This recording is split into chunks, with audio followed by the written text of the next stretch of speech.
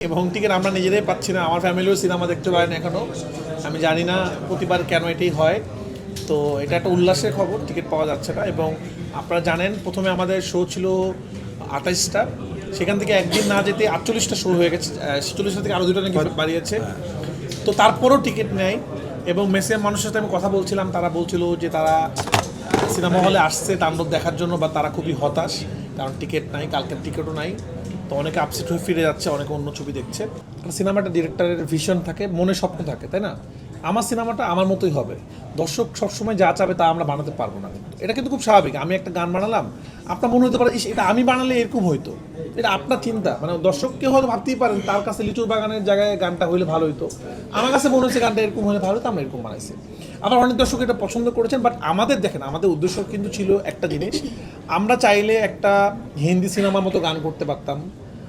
অনেক hit item song Hindi সিনেমাতে থাকে। আমরা চেষ্টা করেছি এই সিনেমাতে এমন একটা গান করতে যেটা বাংলাদেশে হারিয়ে যাওয়া গান, যেটা বাংলাদেশের মাটির গান।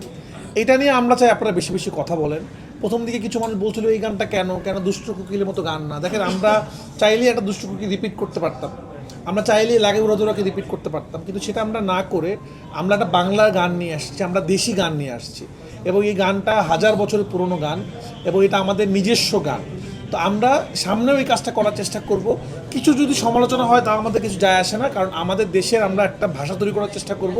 যে আপনারা যদি খেয়াল করে দেখেন, তামিল ইন্ডাস্ট্রি কিন্তু ওদের কালচারটাকে প্রেজেন্ট করে, ওরা কিন্তু লুঙ্গি পরে ওদের সিনেমাতে, ওরা ওদের কালচার করে। আমরা যখনই আমাদের কালচারের জন্য কিছু করতে যাই, কিছু মানুষ তখন বলে না এটা ভালো লাগলো না। বাট আমরা আসলে একটা জিনিস দেখেছি, যেভাবে এই গানটা মানুষ হিট করেছে, যেভাবে রেকর্ড পরিমাণ ভিউ হয়েছে, এবং হলে যেভাবে মানুষ নাচতেছে গানের সাথে, সামনে ইনশাল্লাহ আমরা এরকম আরও নতুন নতুন বাংলা গান, যে গানগুলো হারিয়ে গিয়েছে সেই গানগুলোকে আমরা প্রেজেন্ট করব। কারণ আমাদের বাংলাদেশের সিনেমা এখন এমন জায়গায় চলে গেছে, সারা পৃথিবী মানুষ আমাদের সিনেমা দেখে।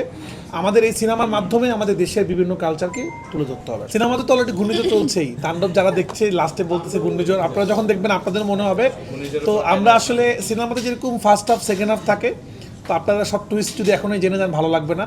আরও 7 দিন যাক, আমরা আপনাদেরকে নিয়ে একটা শো করবো, সেই শোতে আমরা ঘোষণা দিব। তুফানটা তো গল্পের জন্যই তুফান ছিল, এটা একটা নাম পাওয়ারফুল। এবং তাণ্ডবটা আমাদের যে মানে তুফানটা যখন খুব হিট হলো, আমার কাছে মনে হচ্ছিল যে টি ওয়ার্ডটা আমার জন্য লাকি, তখন আমরা টি দিয়ে আরেকটা নাম রাখার চেষ্টা করলাম, তাণ্ডব। জানি না এর নাও থাকতে পারে, সামনে কি হবে জানি না। গল্প ডিমান্ড যেটা করে সেটা, আমার গল্পের নাম সুরঙ্গও ছিল, দামাল ছিল, একটা গল্প একটা নাম থাকবে। তো না, এস সবই সাবিলা সারিয়া সাকি এস, সামনে দেখি এস দিয়ে একটা সিনেমা বানানো তখন। কালার এক্সপার্ট, জর্জ স্যাপ এবং মাইল্ড অন হ্যান্ডস টেকনোলজি সমৃদ্ধ অরিক্স ক্রিস্টাল ওয়াশ আপনার লন্ড্রি এক্সপার্ট।